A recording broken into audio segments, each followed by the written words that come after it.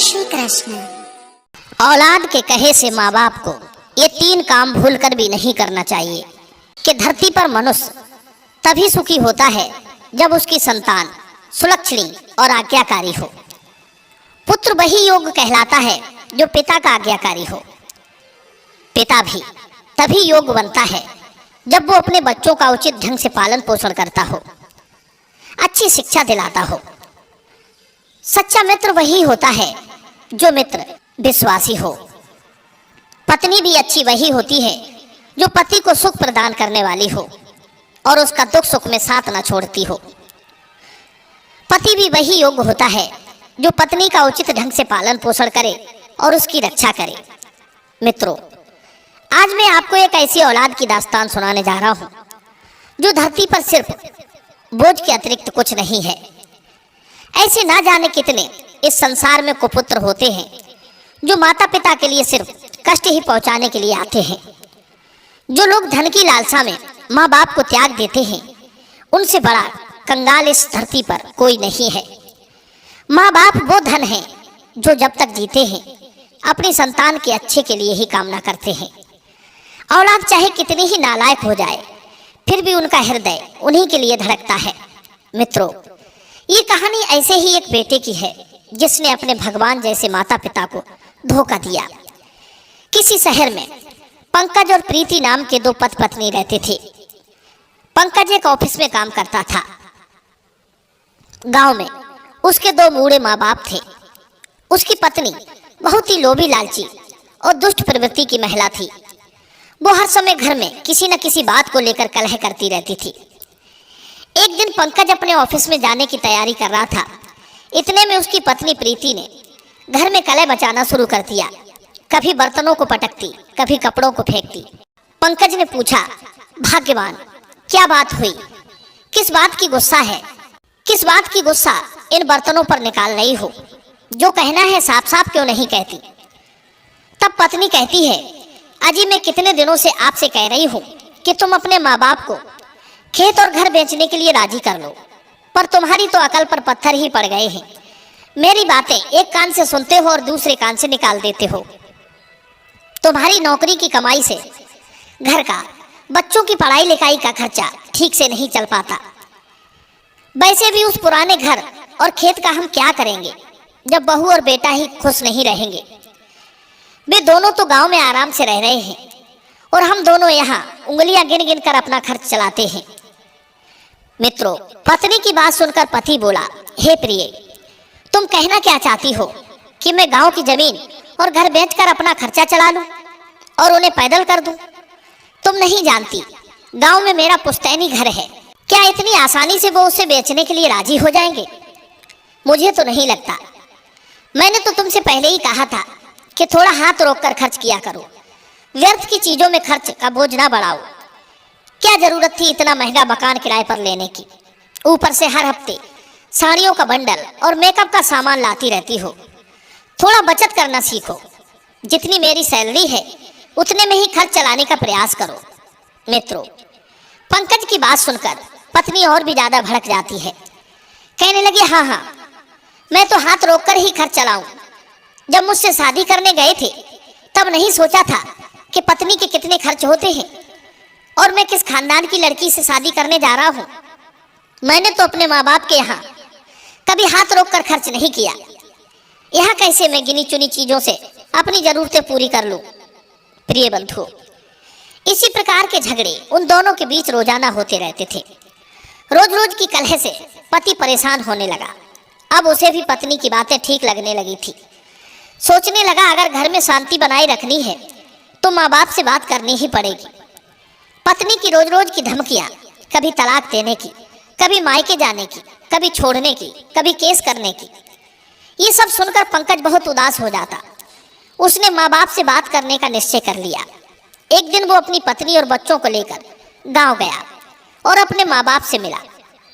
बूढ़े माँ बाप अपने बेटा और बहू पोतों से मिलकर बहुत खुश हुए। ऊपर से दोनों पति पत्नी ने बूढ़े माँ बाप की खूब सेवा की। प्रीति ने अपनी सास को घर का कोई काम नहीं करने दिया, सारा काम स्वयं ही करके रखती थी।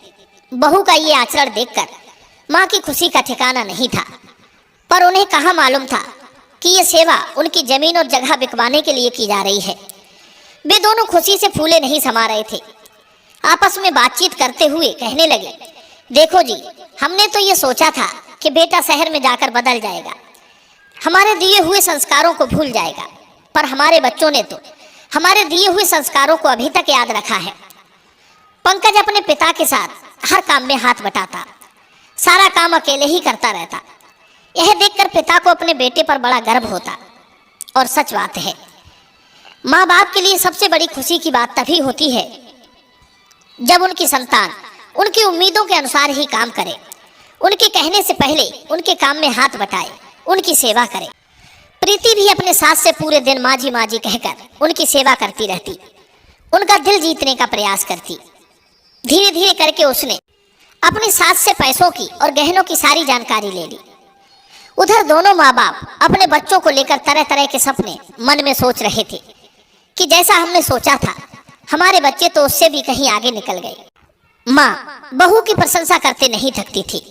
बाबूजी अपने बेटे पर बड़े गौरवान्वित होते, ऊपर से उनके पड़ोसियों ने प्रशंसा करके उनकी छाती को और चौड़ा कर दिया। पड़ोसी उनके बहू बेटों का आचरण देखकर उन्हें बहुत सराहते कि देखो तुम्हारा बेटा बड़ा ही संस्कारी है, शहर में जाकर भी अपने संस्कारों को नहीं भूला है। बड़े भाग्यशाली होते हैं ऐसे माँ बाप जिन्हें पंकज और प्रीति जैसी बहू और बेटा मिलते हैं। ये सुनकर माँ बाप गर्व से भर जाते। बहू बेटों का ऐसा व्यवहार देखकर बूढ़े माता पिता ने भी बेटा और बहू के साथ शहर में रहने की ठान ली। उन्होंने अपने बेटे से पूछा, बेटे शहर में जिस मकान में तुम रहते हो वो कितना बड़ा है, उसमें कितने कमरे हैं? पिता की बात सुनकर बेटा उदास होता हुआ बोला, पिताजी शहर में तो हमने 2 कमरों का मकान ले रखा है, उसमें से एक कमरे में तो हमने किचन बना लिया है और एक को हमने अपना बेडरूम बनाया है। महंगाई के दौर में ज्यादा बड़ा मकान नहीं ले पाए, मेरी सैलरी से सिर्फ घर का ही खर्च मुश्किल से चल पाता है। 2 कमरों का किराया, बच्चों की पढ़ाई लिखाई और घर का अन्य खर्च में ही सारी सैलरी के पैसे खर्च हो जाते हैं। उन कमरों में बच्चे भी ठीक से नहीं पढ़ पाते हैं। मित्रों, बेटे की बात सुनकर पिता ने कहा, बेटा तब तो तुम्हें बड़ी दिक्कत होती होगी।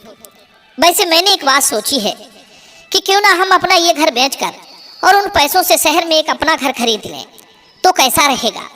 मित्रों, बेटा भी यही चाहता था, परंतु ये तो बड़ा अच्छा हुआ कि उसके पिता ने उससे पहले ही उसके मन की बात कह दी। यह सुनकर पंकज और प्रीति बड़े खुश होते हैं। माता पिता ने अपना पुश्तैनी घर बेचकर शहर में एक घर खरीद लिया। वे दोनों माता पिता अपने बेटा और बहू के साथ शहर में जाकर रहने लगे। बेटा और बहू उनकी अच्छे से देखभाल करते थे।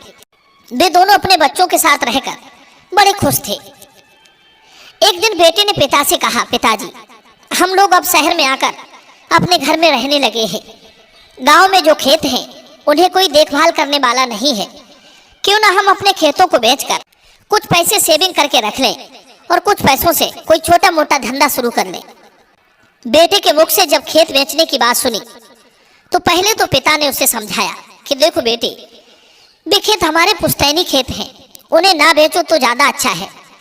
किसी संपत्ति को बिगाड़कर उसे फिर से बना पाना बड़ा मुश्किल होता है।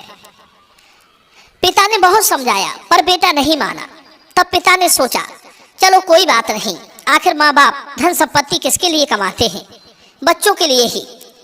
यदि बेटा खेत बेचने की जिद कर रहा है तो कुछ सोचा ही होगा।